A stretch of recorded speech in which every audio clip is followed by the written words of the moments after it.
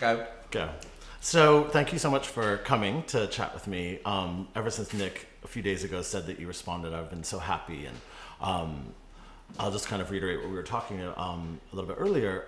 Your music and your art and your images came into my life when I was young, and I was sort of a beaten down little gay boy, small town gay boy, and I didn't have very much confidence yet. And your music was sort of became the soundtrack of my kind of adolescence. And I would skip gym class because I would get beaten up all the time in the locker rooms and things like that for being just fabulous. And I was fabulous. Being a screaming queen. Being a screaming queen. And I would skip gym class and go to the library where they had my little cassette tapes, and I could just sit and listen to my headphones, and I would listen to pretty much only Dead or Alive. And over and over and over again, and of course, Sophisticated Boom Boom and Youthquake, right from the start, was just everything. Far Too Hard is my... How did you find them? My friend, a girlfriend of mine, had been going to the clubs, and she was like, "Oh, you would really like this band," and she was cool, and so I was like, "Oh, I'll listen to what she listens to." And Far Too Hard, hands down, my favorite song. Really? My I like favorite, that one. the most beautiful song ever. I like that one, but as a writer then, I was just kind of... I had a producer called Zoe Held who just let me do whatever I wanted to do, and the mistakes are all glaringly there because I was just learning to craft a song. So as structured songs, there's pretty much not that much on the Sophisticated Boom Boom album other than What I Want, Misty Circles, Far Too Hard. They're the only kind of, structured songs. And I always thought after that I could do better. And then obviously I took a 2-year break because only the worst thing on it, which was a cover of That's the Way I Like It, that was just, no one asked me to do it. I just was playing around the studio, and that got to be a hit.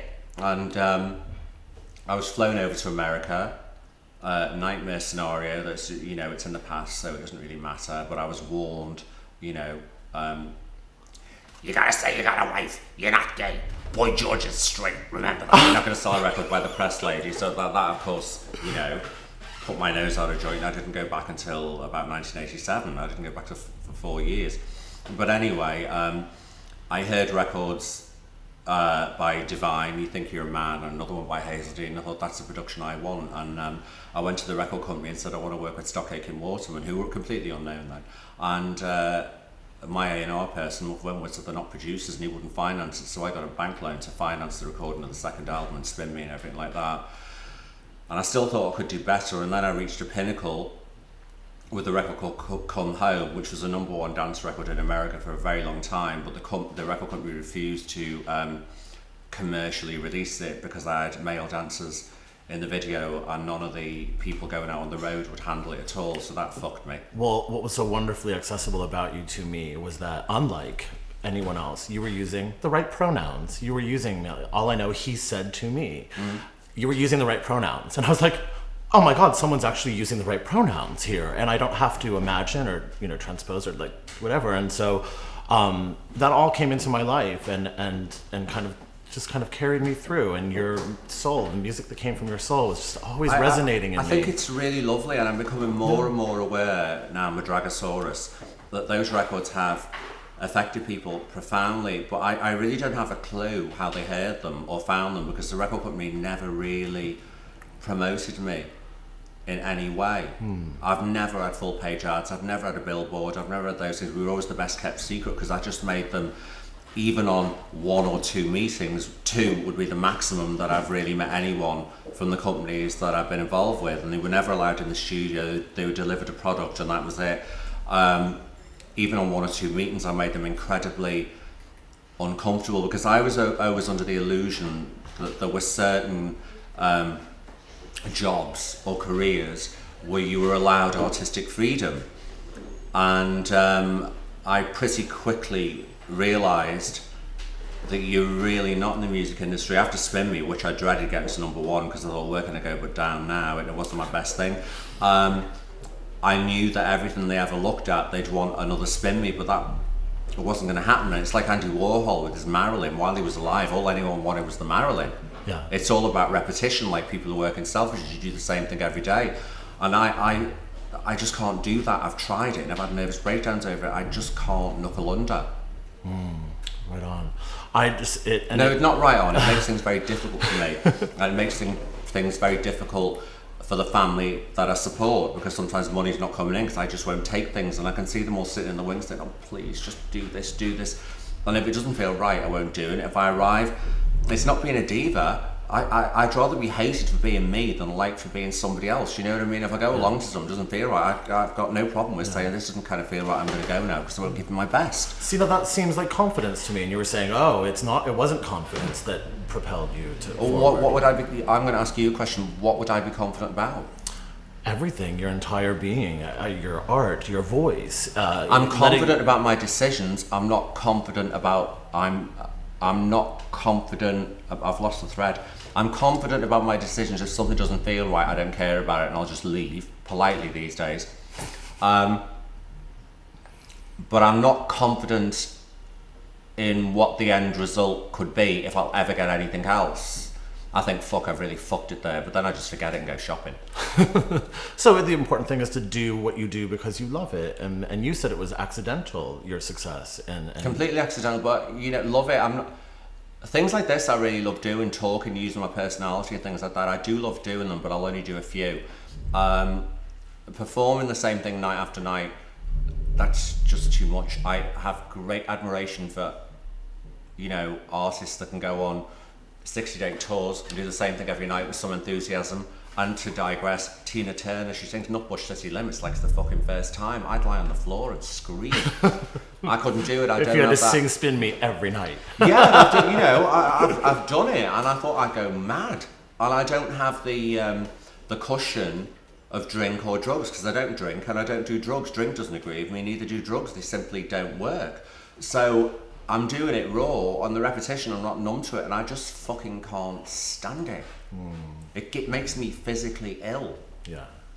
And you said, you talked about walking away from your job, and I kind of walked away from doing music videos when the money went out of the market. I just kind of became disenchanted with the whole thing because I would work so hard, and I worked so hard to get to that place, and then the money kind of went away, and I used to do it because I loved it. Then I got sucked into the money, The greed. the greed, because then you're like, oh, well, I'm going to collect videos, and I'm going to collect Madonna videos, and I'm going to collect these experiences, and I'm going to wear them in some sort of jewel crown, and then the bottom dropped out, and it was like, well, how much do I really love this anymore? Because I did it. I got to this sort of pinnacle, and one by one, I could check off my list, and actually you were the one person that I never thought I would meet, because I was like, well, they're not really doing that many videos, and when they do them, they do them in London, and I never get to go there and edit, and I'm never really going to run into him. We're not in the same circles, and I was able to meet one at a time. I met Boy George first with Paul Starr, the makeup artist in LA, childhood idol of mine. I had like 7 people on my wall as a kid, and you were one of them. So it was Boy George, and then it was Morrissey, and I did a video with him, and that was amazing.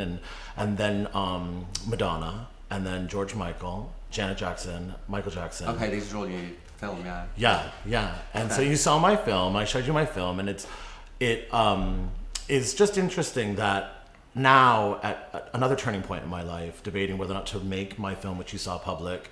We think you'd be absolutely insane not to. Oh, thank you. I think it needs to be seen. You just hung it all out there. Yeah. And I don't think anyone's really, willing to do that these days. They're afraid of something, but in a way you got nothing to lose, so hang it all out there. Yeah. And that's the position I feel in now. I've got nothing to lose. Yeah. So I can say what I want. Yeah. And it's funny that the only way that I could have, because I've had your music, and I've had this kind of inspiration carrying me through, and now that I'm older and I'm a bit jaded, and I've kind of met people and have done the whole thing, I think the only thing that could have saved me right now and turned me around is this sort of inner connection, and being able to meet you in person. Like, very few things kind of jazz me and keep me on the edge of my seat. And from the second Nick told me that you were going to do it, I was like, oh my gosh, I'm so excited. I'm very, You caught me in a good patch, because I'm enjoying what I'm doing at the moment, so I'll do it until I don't enjoy it anymore. And believe me, if this had been maybe a tabloid newspaper, even for money, I wouldn't have done it. Yeah. I don't feel like doing those kind of things. I've done a lot of trash lately just for the experience, and I think, okay, I've tried it, never again. Yeah. And as I said earlier, I'm afraid of going back to a successful music career. I mean, I don't want a big album. I'd like a hit single or a dance single. I don't want a big album because then that entails a tour, and I'm just not going to do it. Yeah. So I've already shot myself in the foot by saying that. Another single, that'd be great. Cut the bit out. No, that'd be great. I'd do a single, but I don't want to write one. Yeah. I've written all I can write. I don't want to write one. I'd like someone to write it for me or with me, produce it. I'll go and do the vocal like all these other artists do, and I'll just fuck off and go shopping. You know, I don't want to be as involved as I used to be because, you know, particularly in the case of Come Home With Me, Baby, I mean, that really was all me and Steve Coy editing that together and producing it, because the band had split, and I thought, this is it, this is going to really go places, and then I can just disappear. And it didn't go to the places that everyone said it should, so I got a bit bitter about that and thought, well, that's kind of the best I can do, and if that's the best I can do and no one wants it, I'm not going to try anymore, really. Yeah. Well, I'm glad that you did what you did, because Big Daddy of the Rhythm was the soundtrack that I used for my first, which isn't in the film, which is in another version of the film, and I'm kind of hybriding them together. My college application, I had to do a video, and so I gathered all my girlfriends up, and we shot a music video to come to Big Daddy of the Rhythm, which was my favorite song off of Youth. And it's funny you mention that, because the things that you find out with people, like my civil partner at the moment, he confessed to me about 3 years ago that his last art school project was directing a video of Spin Me, dressed up with someone dressed up in a purple dress again. Oh, fuck, it's weird the way, you know, things bring you together. Yeah. Really. Yeah. And he never admitted that. Yeah. Oh, how long have you been with your partner? Too long. Too long. Yeah. Cute. No, I'm not being sarcastic. I mean, you know, I've got a lot of. I'll probably use the wrong word because I haven't thought about it or read anything about it, but I got a lot of personal issues to solve, and I'm kind of sure at the moment I didn't really get into the right thing, and it's not his fault because he's perfectly nice, but I mean, you know, even through seeing therapists and stuff like that, I'm an alpha male regardless of everything else. Aren't I an alpha male? Absolutely an alpha male. And I've just found in relationships sometimes, even though he's the bottom, he talks to me like a silly girl, and I put up with it for years, and I even got a tranquilizer habit because of it, because I think I want to fucking kill him, but I just go, yeah. And then I just thought, I'm not doing this to myself anymore, and gradually, over the last 3 years, I just thought, well, you know, I'm not so sure it's actually 100% right. I mean, I can't say it isn't. I'm not sure I need time to think. I can't compromise for anyone. I'd rather be alone and be myself. You know, I'm not relationship material. That I do accept. It was my last relationship. It wasn't until it ended that I realized I was even in something like that had a beginning and a middle, and I never even paid attention to that. And that's all I'm capable of. And I realized, I was like, oh, that's the relationship I'm capable of having, is one that is not spoken. There's people like, oh, show us a picture. I have no pictures of the two of us, and we were together for 9 years, and I wasn't with anyone else, and I don't have any pictures. I don't publicize it on Facebook, and it's not part of my art, and it's not something I ever thought, well, I'm going to exploit this, or I'm going to show people that I'm in love, and I'm, you know, going around the world with my boyfriend, and it never kind of actualized. And it wasn't until it actually ended for real that I realized that it was real. And it's very. And did you miss it? I did, in retrospect, and I, you know, I'm. It made me realize how important it is to stay in the now. I'm proud of myself for staying in the now. There's so much. How long was that for? Like 9 years. Fuck me, mine's 8. Yeah. So, but mine is like it was very amorphous. I don't know what the right word is. It just kind of went along. We started dating, and he was closeted still and needed to date women still. And I'm like, okay, well, then this is not anything that I'm interested in for real. It's just going to be a casual trick. But he kept coming back. Mm-hmm. And 4 years later, 5 years later, 6 years later, I'm like, kind of. But I never even admitted to myself. I'm always looking for something better, and knowing that he would find something better, or needed to go and fuck a whole bunch of people. I'm the bottom and he's the top, and I am an alpha male. And it's hard to be at all, I think, effeminate or a bottom or anything and be considered an alpha male and being a dominant fucking bottom. Completely throws them. Yeah, they just don't know how to process it. And it took a while for me to come into my own and understand, like, no, I can still be an alpha male and be submissive and be a bottom or be effeminate. Well, I see a great therapist as the only one I've ever found that's good and stuff like that, and I'm actually I kind of know, but I'm not going to accept the answer. I can't say that I'm gay, I can't say that I'm straight, I can't say that I'm bisexual, I'm just not into it. No. And I've, obviously, I married that old bitch over there when I was like 17, and she was the best boyfriend I ever had. But it wasn't an intensely sexual relationship. That died after about 3 weeks because I wasn't into sex, and everyone said, you've got to get a boyfriend, you've got to get a boyfriend. 27 years later, I find a boyfriend, I think, well, I should be enjoying this, and I'm just kind of not. It doesn't. I've never looked at a guy and thought, whoa, never. Wow. But I've thought that I should, and I've hung around a lot of people that did it, and I've gone, oh yeah. But now that I'm finding, the absolute truth of me, I'm sure there's nothing wrong with me. Some people are just like that, Yeah. and I don't think it's a case of, knowing someone like Morrissey personally in the 80s, who at the time was celibate. He was incredibly frustrated about that. That was not something he wanted to be. But I can't even say I can take it or leave it, because I'm simply not interested. And before I met Michael, my civil partner, I'd kind of come to the decision, because Lynn wanted to go her own way, I wanted to go my own way. It wasn't an acrimonious divorce. I'd kind of come to the conclusion that if I wanted to be truly myself and express myself in the limited areas that I choose to, that I am really a loner, and it'd be better for everyone involved, including myself, to do so alone, because I never get lonely. Yeah. In fact, I feel interrupted by company often. I spend a lot of time alone, obviously editing, in my room and stuff, but I would spend a huge amount of time alone, and never had a problem with it until kind of almost recently, and kind of poked my head up and was like, oh, wait a minute, my life is going by. I should, and I'm seeing on this Facebook, and I know you're saying earlier. I don't even know what it is. Doesn't even know. He doesn't know how much he trends on Twitter, you guys. It's crazy. It's type in Pete Burns and watch it update. It's crazy. Like, constantly people are talking about you, and which is great that you don't pay attention to it. I'm going to take a lesson. But maybe it's good for you. No, I don't think it is good, because it made me uncomfortable with spending time alone. When I would go on Facebook and I see pictures of all the gay couples that I know, happy in love, traveling the world, first class, and just sort of in your face, and it made me feel lonely for the first time. Instead of being confident being alone, I became lonely. I guess, because I hung around a lot of artistic gay people and stuff like that, and they all wanted boyfriends or girlfriends and stuff like that, and we go out together, go, oh, look at him, and I found like, oh, look at him, but I used to think, fucking hell, don't talk to me. And then I made a huge error, and I'm not doing this in a nasty way, because it's something that'll be discussed. I made an error, and for 3 years I knuckled down and thought that's what I wanted, and then for the last 5 years I've been thinking, maybe it's not what I want, and I've kind of come to the decision that it's not his fault, but it's not for me, you know what I mean? And if he does roll over in bed, I think, oh, fuck off, and I've got a headache.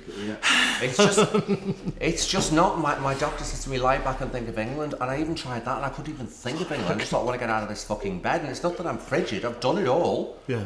And I would never say something wasn't for me unless I'd actually done it. I've done every drug there is in the 80s. Didn't work. Yeah. Cocaine made me go to sleep. Speed put me to sleep. Heroin made me hyperactive. Acid didn't make me trip. The only drug that I did like, that I did in a particularly bad time, probably 3 or 4 years ago, and I ended up being sectioned into a mental hospital, but I felt so great, was what somebody gave me in a glass, and I said, what's in that glass? And it was orange. He said, a good time.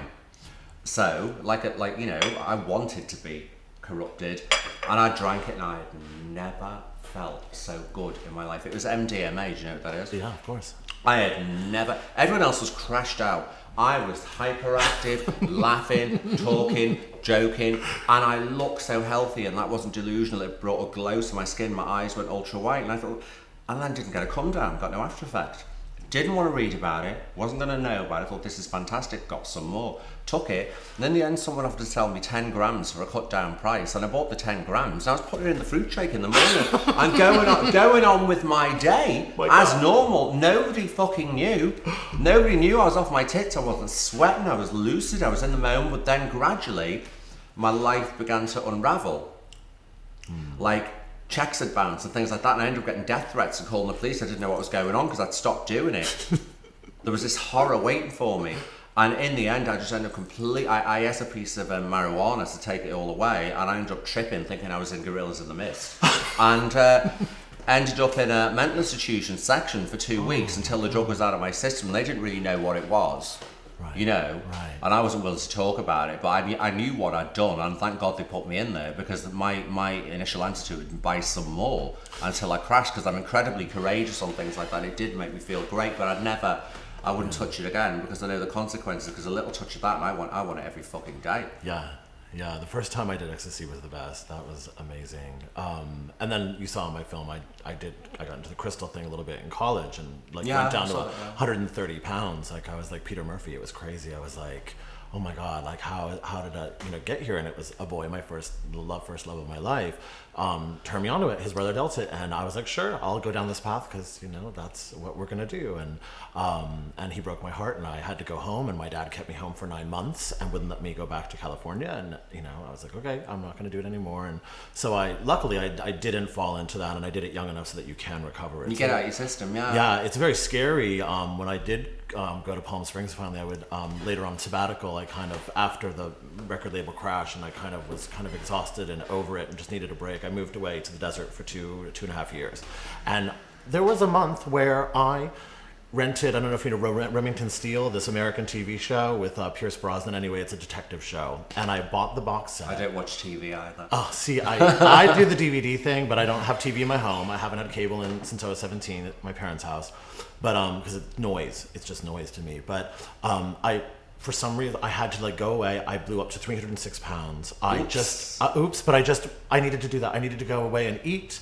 And 1 month, I remember I paid my rent for a year, because I was living in this cheap little place in the middle of the porno district, and there was all this partying going on around me, but I didn't need to partake in any of it because I was in the center of it, and just sat there eating my bonbons. I've got to cut you off there. Yeah. That's why I like living in London, because it's all going on, and I'm in the center of it, and I don't need to join in. Yeah, that's why I like big cities. Yeah, you don't feel like you have to. I can't believe we got that in common. Yeah. I could live in the middle of Soho, not that I want to go out into the clubs, but just because it's all going on around me, and I can sit looking out the window, and that's absolutely enough for me. Yeah, you could at any. Sorry to interrupt you. That was a bell of something really in common. Yeah, you could at any moment to partake, but you don't. So no, I went away, and I remember for one section of it, for 30 days, I would wake up and watch this program and literally only eat Reese's peanut butter cups all day and go to bed and wake up. It's so good. We have that in common too. That's my favorite treat. And so, but I buy a pack, bite one, and throw the rest out the window. I've done that too. Since then, because I have to. But yeah, it's really amazing. Just feeling your energy for real in person, like after all this time of having you echoing in my brain. Well, it's not always like this. I'm going through a really good patch. I have at least 3 personalities. One of them's really nasty, one of them's really lazy, and the other one's really positive and bright, and they've all got names. And I go with whoever is there, at the time, whatever I'm feeling at the time, and. I did used to say wittily, I've done everything, been everywhere, worn everything. It's time that I die, because I've read everything as well. Mm-hmm. There doesn't seem to be anything new, but I'm enjoying different, simpler things now. I don't really, I've been through heavy and drama and all that shit. I will not let that in. I just will not let it in. And to be honest with you, and this is not an insult, it's just the way I speak. I found a lot of your film so upsetting that I almost wanted to turn it off, but I stayed with it, and it was really, really good. But this is a time in my life where I don't really want to see violence and aggression and things like that. I know it goes on, but luckily, it's something my partner has always said, I live in a bubble, and that's my protection. I do have a kind of bubble around my mentality. I know exactly what's going on, and I don't miss a fucking trick, but I just don't let it in unless it's relevant, or it can affect me in any direct way, because I don't think I can't change the world. I can't do anything political. I can't find a cure for HIV. I'm just one person alone doing my thing, so I create a bubble, and people think, he lives in a dream world. Well, I kind of do if people ask me what I do, I read a lot, and I daydream a lot as well, about really simple, ordinary things. One of my biggest nightmares is end up living in the countryside. I would rather die than live in the countryside. If I see a green thing, I freak. Can't stand it. Kill it. Yeah, kill it. I can't fucking bear it. I just want concrete, grey, neon, things like that, but I don't want to be out in it. I just want to be in the centre of it, And I've done a lot of interviews, particularly in the 80s, where I just lied through my teeth or just said something for the sake of it, because I never realised the importance of what you actually said, that it could affect your record sales. And you know what? If they'd have told me that, I wouldn't have given a shit anyway. And I still said what I felt on the day. And I used to like to wind people up because I'm quite antagonistic, and I will do things to wind people up to amuse myself to see them freak out. And you know, that's kind of just me, but I'm not always antagonistic. I would say that at the moment in my life, I'd say for the past 10 or 11 months, that I've been at a very, you know, peaceful and stable place. Sure, I get shit days, but they're not as shit as, you know, most people's shit days. I just don't feel like going out or talking to anyone, but the next day I just bounce back. Right on. I came to a point recently where the good things in my life, the blessings that were coming along, actually became painful. Why? Because, well, it was like inconsistent. It was inconsistent for me. It was inconsistent with how I wanted life. You were talking about, well, suicidal thoughts and different things like that. For me, being, without my sister, having lost my sister to cancer. Sorry. Yeah, and you saw that. And thanks. And just sort of feeling alone in the world, and feeling single instead of being confident being alone, I started to feel lonely. And she's like your other half, really, half of you. Yeah, she was like, I'm half of the person that I once was. My spirit, my zest for life and living. And so it kind of went down. So very few things excite me. So meeting you is the first thing to come along to excite me to a point where this good thing didn't hurt me. Good things started hurting me. I was like, I just don't want the good. I want everything to be bad so that I know that life fucked me over, that I can check out and so that. But then you invited in. I know, and you said yes, and I for the first time in a very long time, that yes and meeting you actually didn't hurt. Weird things happen, like for instance, about a couple of months ago, my bank account was drained, but I wrote a check in my dry cleaners. I owe about 600 quid, and I could have paid it 1,000 times, but I've just avoided paying his bill. And the other day, she said, you got to pay that dry cleaner. 30 seconds later, he fucking rung her phone and my phone. We invited it in. Of course I'll pay him when I can be bothered to walk down the fucking road and give him the money. Yeah. Yeah. He knows I'm good for it, but I've just been too busy doing other things. But as soon as we mentioned him, which is someone I'm avoiding at the moment because I'm concentrating on good things, he fucking rang, didn't he? Cool. Yeah. So you're inviting it in. It's the last person I wanted to hear from. So I have developed blinkers. If I don't want it to happen, I don't even think about it. And I spend a lot of time with Lynn because we're absolutely soulmates. And she, like your sister, is my other half. Totally. She gets me. She lets me be. But occasionally she goes, "Why don't you?" And I fuck off. We have really good fights, don't we? But they're never nasty. They're never nasty. Sweet. She's like a mum, but she's also like a sister. And I certainly couldn't function in life without her. She's been on every gig with me, every journey with me. She was the one who believed in me, told me what I do, and put so much of herself into me. And then everyone says to me, we divorced and went our own way. And everyone says to me, you need a boyfriend. I was like, eeny, miny, mo, which is the best one going? And I chose this really nice guy in a restaurant. I thought, he's nice. Then I gave him my number, and 30 seconds later he called me, and then it just kind of snowballed from there. And I was really excited, thinking this must be what I want. And now suddenly, I started making records and things like that in 1976. That was my first recording in 1976. So I kind of been around a long time, and image-wise, I've had more changes than even Lady Gaga. Yeah. You know what I mean? More than Madonna, more than anyone. Yeah. And he's telling me what I should do, and this, that, and the other. I need to quicken myself, and then quicken myself. I'm not in a fucking race with anyone. It's like, who the fuck are you? You're a waiter. What would you know? So it doesn't work for me really, because I've been polite and going, okay, yeah, maybe, and done things, and I'm not happy with them. So now I've gone to I've gone to the other extreme, a complete rebellion where anything I don't want to do, not just regarding Michael, anything I don't want to do, I absolutely won't do. Certain TV shows, won't watch them just because they're okay. They're not good enough, so I don't want to see them, like The X Factor. Yeah. Everyone talks about The X Factor. Yeah. I started to watch about maybe 6 episodes a couple of months ago, and then suddenly I thought, what the fuck am I watching this for? Caring about these dweebs who are just karaoke machines. Yes. They'll never get anywhere just because they can sing, and they don't sing good enough. Why am I looking at it? So I'll turn it off. And about the heaviest news that I can bear is E-Channel. E-News. Yeah. That's the heaviest thing I can bear, because I'm powerless to affect anything else, particularly at my age and at the status of my career. I can't use my muscle in the way that someone like Madonna could do. She could really implement changes in education, and largely I'm led to believe that she has in many ways, but I don't have that power, and I'm not going to be a tiny little moth fluttering around a huge light bulb with a voice that no one wants to hear. My personal politics are just living as me, being myself. I hope to live a very long life, and it's quite evident that I will, unfortunately. But if that's what I'm talking about. I feel that way too. If there's such a thing as reincarnation, I'll come down the birth canal and go, oh, fuck this, not again. And I want to make the most of this life, but it's not what other people might think is the most. It's leading a simple existence, answering only to myself, not getting the greed.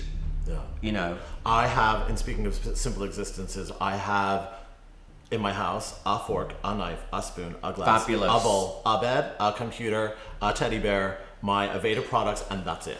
Absolutely fantastic. Yeah. My partner is an absolute OCD clutterbug. I've got more soft furnishings, more dinner sets, more. And you know what? I'd be happy with a fucking paper cup and a paper plate because I'd throw the motherfucker away at the end of it. Yeah. It's all too high maintenance for me. Yeah. If I have one fork. That sounds absolutely fabulous. Yeah. If I need to use that fork, I need to wash it, and that's it. That and is everything's just genius. Yeah. Hello. Pleased to meet you. Nice to meet you. That's all right, because I have one apartment. It has 3 bedrooms and 2 reception rooms.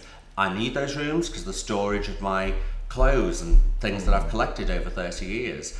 But really, I had a 10-bedroom house in Notting Hill Gate, 6 stories, and I thought, what am I going to do with the other fucking 9 rooms? And I just got rid of it. Yeah. I just don't want it. And people go, oh, you know, if you have another hit record, you can buy yourself a huge house in Hampstead. I don't want a fucking huge house in Hampstead. What would you do with it? I don't even have a car. Yeah. I don't want one. Yeah. Well, I liked being condensing my life down to one DVD that I could send to you because it was, I thought, a bit of an unfair advantage because I knew about your art. I don't know you, and you were very private, but I knew your art, and this was my art, and some of my art anyway, some more personal revelations. I'm not that familiar with my art because another thing I don't do is I don't own a DVD or a single record that I've ever made. Haha, I bet that surprised you. I don't listen to your own music? I don't know. If I'm going to do a show, I'll learn them from a CD that someone compiles from, but I don't own one. I don't own one. I don't own one DVD or one album, and guess what? I never have.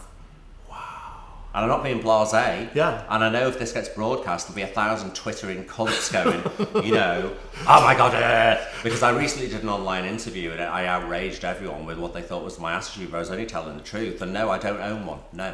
Wow. Why should I want one? I've done it. Yeah. Well, I like the ability to have, you know, my whole life in one kind of little capsule, and I stopped self-documenting. I no longer self-document. I wouldn't do it again. And actually, a fire burned most of my archives and most of my art. I think that's a really good thing. And it was a wonderful start. It was like I just clean slate, and I could just start over. But my DVD, I realized, especially recently, explaining it to a friend, was after my sister died, and you know, like Lynn, she has a lot of memories of you, and she's seen everything that you've gone through and been through. Yeah, those are documenters because they got the camera in the head. Yeah, well, my camera, my sister, my hard drive of life, the one person that saw me, the one person that saw me suffer and go through all of that, and dancing around in my underwear to Brand New Lover, you know, and in the living room, and then suddenly they're gone. And then they're gone, and so this DVD was some sort of like an attempt, I think, to put it all out there on one thing. Like I had my sister, I didn't have that anymore, so the whole world was going to have to store my life. But she said an amazing thing, like there are many doors in life, but ultimately we all go through the same door sooner or later, and I thought that was a wonderful thing to say, because we all end the same, and we start the same. We start alone and we kind of end alone. Yeah, she was very smart that way. She was a philosophical person. But it's funny the way these, I mean, as I say, I'm not very comfortable sitting saying I'm gay. I'm not going to say I'm straight. I'm not going to say I'm bisexual. I'm not sitting on the fence. I think I'm nothing. Yeah. I'm just P. And I didn't see gender in Lynn, and I didn't see gender in Michael. I just liked the person. And the same with Lynn. So I don't fit very easily, and I've been through a lot of therapy about it, and you know, ultimately I've got a few more steps to go. I think it's kind of the way it is, really. I'm going to be a kind of bitter old spinster, really, and I'm quite happy with that. Sweet. I felt susceptible to the labels. Everyone called me faggot, everyone called me gay, so I figured I had to live up to that. And I did, as you saw, lose my virginity to a girl in bed, and I videotaped it. Yeah. And so, but I did it for, you know, maybe perhaps the wrong reasons. I think that I am gay, but I had to live up Well, right I go away. as far as I think you are, because you find men attractive and a certain type of man. I just don't. Oh yeah, no, I do very much so, and I always have, and it's fine. But gay is one thing, faggot is quite another, and I had to I felt very young that I had to come up and live up to that, and if I was going to suffer all of this childhood for this label, that I was going to live that faggot life, and thus, Gaga, define Madonna, it, define it and be at the forefront. I mean, be a bodybuilder, do the self-image body crisis, do the steroids, do the clubs, do the drugs, do the thing. I mean, I just... And I hope you had a fucking good time doing it. Yes, I did. You got it out your system, I did you let your hair down, swung it round. I've done all that too, but I'm still... What works for me, really, being myself, answerable to no one, not being stuck in a corporate machine, and having what freedom I've got. I mean, I do walk around, and I walk around like this. This is not a costume. I'm not dressed up today. This is every day. If I dressed up, you'd fall over. But I'm not doing this to be attractive to anybody other than myself. And all my years going to gay clubs, because they were only the safest place, not once did a male person ever approach me. Not once, because the image was just a lot. And then when I got fame, a few kind of did approach me, because fame is an incredible aphrodisiac. Seducer, Yeah, but I think he didn't want to fucking know me when I was no one. Fuck you. And I can't really walk around unbothered, and it's largely okay, because I've been doing an awful lot of mainstream TV lately, and I'm grateful they have me, because they let me swear, smoke, do what I like. I've got freedom there, and it's paid. I go to the TV studio at 8 at night, I film at 11, I'm finished at 1, I go home, get a nice check at the end of it. Fabulous, don't have to think about it. I could relate to one of the things you said I think you're on Richard and Judy, talking about taking the stitches out on Big Brother or something, stomach, and that you needed the money. You're like, I didn't care, I needed the money, so I went and I did. And it was a lot of money for for you. For what I did. Yeah. And you know how long it lasted? 3 weeks. I spent like Barbara Hutton. I had a ball. I had a fucking ball, and then it went away. I didn't want to do it again. No, I was okay. My PRS checks alone would keep somebody in a very comfortable life, but unfortunately, in reality, I have desires mainly, and it's not about fashion. Vivienne Westwood's clothes, because they changed my life in 1976. I lost the job I had to set up a clothes shop. There was a punk club in Liverpool called Eric's that Lynn and I frequented, and we were so flamboyant in our rubber and leather and stuff that the owner said, you never come in here again unless you form a band. And I was like, how the fuck do I form a band? Well, he formed a band for me. I did a gig, got a lot of press, and it kind of snowballed from there, and that was totally down to the magic of Vivienne Westwood clothes. My first Top of the Pops was That's the Way I Like It. After I appeared in a yellow kind of, it was called a Clint Eastwood leotard with a jockstrap on, my clothes were forever checked, or they wouldn't invite me back on Top of the Pops for 2 years. So I had to find other things to do, which was live work, and her clothes have taken me on a journey, but it's her that fascinates me. I consume Vivienne Westwood clothes, and only her clothes, probably in the same way as when you were a teenager, you consume Madonna's records. I want to know what makes her tick. Yeah. She fascinates me. Oh, that's awesome. Have you ever met her? I've met her on several occasions. She was absolutely vile, and I met her very recently, and she was just absolutely adorable and looking bewildered by all the brouhaha that was going on around her. And the one question that I really want to ask her, and I hope that one day I'm in the position to ask her, is not why, but how did she damp down? How did she let her other ranges like Anglomania and Red Label be designed by somebody else and just let it go and concentrate solely on a gold label? How did she go, yeah, there's sunglasses, okay, I'll put Vivienne Westwood. How did she do that? Because I don't think I could do that. I think maybe she's got the greed. Yeah. And I'd like to know if she's got the greed. It's infectious, that greed, yeah. I'd like to know. I have to know, because she's the last one standing for me.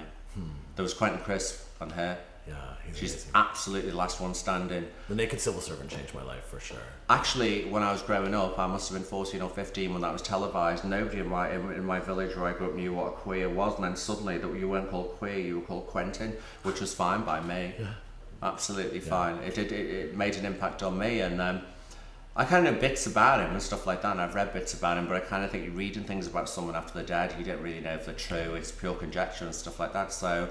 But I think he was, fab from what I know of him and everything like that. Fab and a bitter old bastard from what I hear. So you never met him? You could have probably very easily. I did go to a signing years ago when he did a one-man show in Liverpool, and I went to a sign. I'd love to have met him, but I wouldn't want it to have intruded on his privacy. I know you could call him up and all that, because friends of mine did. Yeah. But I wouldn't want it to intrude on his privacy, really. That's sweet. And then again, just like me, it might have been a crashing letdown, and then I'd have been disillusioned. So I like to hold the people that I kind of idolise at a distance, really.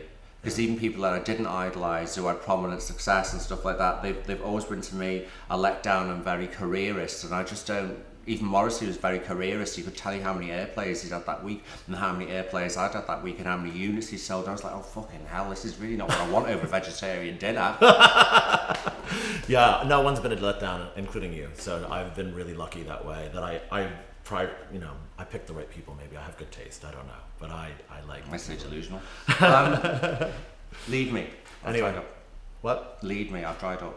I'm ranting on about things. Well, I think that I just, more than anything, what I just wanted to say is thank you very much, and thank you for. And honestly, shucks, it was nothing. Well, honestly, I really mean thank you, but you got to understand. I must have a cell missing. I just don't understand it. When I was out in Japan playing to like 98,000 people in a fucking stadium, which I hated every minute of it because I'd rather do tiny clubs, which is always what I enjoyed. Yeah. I couldn't understand why all these people were there screaming my name. I don't know what behind me, what the fuck's there, it's not that I'm modest, I just don't see why someone would think that I was, I don't know. I know I'm different. I know it's your energy, it's your voice, it's the words, it's all of it. Just you know how long it used to take me to write a song? How long? Half an hour. Oh my God. I've never written a lyric down ever. I just go boom and it comes out. See, you're channeling that shit. It just comes out. And that's what my producer said. I was channeling. It would just come out like a limerick. So I wasn't thinking, okay, this is what's happened to me, and this is what I write about. Something just come out. Something just come out of my mouth very quickly. And the longest I've ever spent on a song was probably 2.5 hours because I wasn't satisfied with what I was doing. So I guess if I had to really graft at it, and people were saying it was great, then I would maybe think, okay, I deserve that, because I really worked very hard on that. But because it came so easy and so organically, I don't really feel that I've really done anything. And one thing that I do know is I'm sure there are other people exactly like me. They walk amongst us. We can only tell them by their slightly pointy head and weird ears. But they walk amongst us. But I do know that I'm different, and I know that I'm unique, and that's not always the best place to be for someone because it can be very lonely. But luckily, in the past couple of years, I kind of don't know what lonely is, because if you're okay in your own company, you're not lonely. It's outside pressures, like you were saying, looking at photos of couples and this, that, and the other. Oh, I should have that. I don't have that cell. Right on. I don't look at anything. I'm going to get rid of that in mine. Well, hon, it might not work for you. You shouldn't have to labour at it. It's come naturally to me. I didn't make a decision. I didn't make a decision that I'm going to do this and be this way. It annihilates my serenity, though, to the outside, if I concentrate on how fast the world is going and how much there is and how, it's just overwhelming to me. If I'm just sitting in a room by myself, I can channel greatness. There are moments when I'm editing or making a piece where I'm very aware that I didn't. Movies, there's so much that you can see, and even just looking out the window, there's so much you can see. And one thing I've lost through, I don't like the word, but it's true. It's celebrity, is the ability to walk around, not invisibly, because I always look like this, but when I walked away from my career in 87, by 1990 and 1992, people would just go, you fucking freak. But then after Big Brother and stuff like that, they knew my name. So if you hear your name, people turn around and people are instantly familiar with you. So you're constantly interrupted. I used to like to walk around completely anonymously. I'd have black lipstick on, a blue hat and maybe a long skirt. But people just thought I was a freak. And visibility of freaks does build tolerance. And I was visible in the daytime, not the nighttime. But once people got my name, then a bit of my privacy went. They're all very nice to me. The most unlikely people absolutely adore me, and that's really nice, and it makes life kind of safe for me. But I do find that my avenues are somewhat limited if I want to go uninterrupted, and that's the one thing that I kind of would like back. I would like that back. I'd like to be able to do my job, be called Elton as he's Reg Dwight. So people would shout Elton, and I could go, I'm not Elton, I'm Reg. Just ignore it. I wouldn't respond. That's the biggest mistake I ever made, using my own name in showbiz. I should have got a pseudonym. Because then I personally would be able to block it out. If they were calling for, you know, Boadicea, or whatever I'd called myself, I wouldn't have responded because I'm Pete. Yeah. I'd have sailed through it, you know, but that's the one big error that I've actually made. But when you say that you're going to try those things, you know, I really do hope that anything that I say to you or anyone else that watches this, it only works for me. I'm not saying for people to try it. I didn't think I'm never going to look at a computer. I'm never going to do this. I'm never going to do that. I just wasn't interested. I didn't make a conscious decision, and I've never, not once in my career or my life, a little bit of, you know, the relationship, maybe starting a relationship, because I wanted to try it. But I've never made a conscious decision to be a certain way. It's been completely organic since I was a kid. I mean, you know, I grew up as a kid, living in a teepee, want to be a Red Indian. What do you know? Look at me now. All my dreams came true, you know what I mean? Yeah. So, try it, you know, but don't make it like you're training. If it comes naturally and you're better for it. But I certainly don't want anyone to think, oh God, I've got to be like Pete, because don't. Cute. All right. Right on. Are we done? Yeah, we're done. Thank you so much. I really love that, and thank you very much. Thank you. And I've probably crucified myself for any career prospects. No. I'll go in, my husband will hit me with a fucking hammer. And I would love to make a video with you. So if you do make more music, I'd like to stay in touch with you, but I don't do phone either. That's Lynn okay. does. Can Lynn get your number? Yeah, sure. How long are you in London for? Yeah, to the 27th. Yeah. When's that? I don't know what date it is. Okay, a week from this Sunday. Okay. It's 8 more days. Lynn, get Lynn's number and she'll get yours, because she was saying we should take you out somewhere. Right on. I would love to. Numbers, I would love exchange to. numbers, because I really don't do telephone. Okay, cool, great. It's kind of. How about email? You don't have email? No. No computer. No, get numbers. One of us has to be in touch with the outside world. Yeah. Awesome. I do have a phone. Would you prefer I give you mine? Yeah. All right, cool. Thanks. Bye. Sorry, Thank you. still filming mine. Oh, it's fine. I really enjoyed that. Thank you very much. Thank you.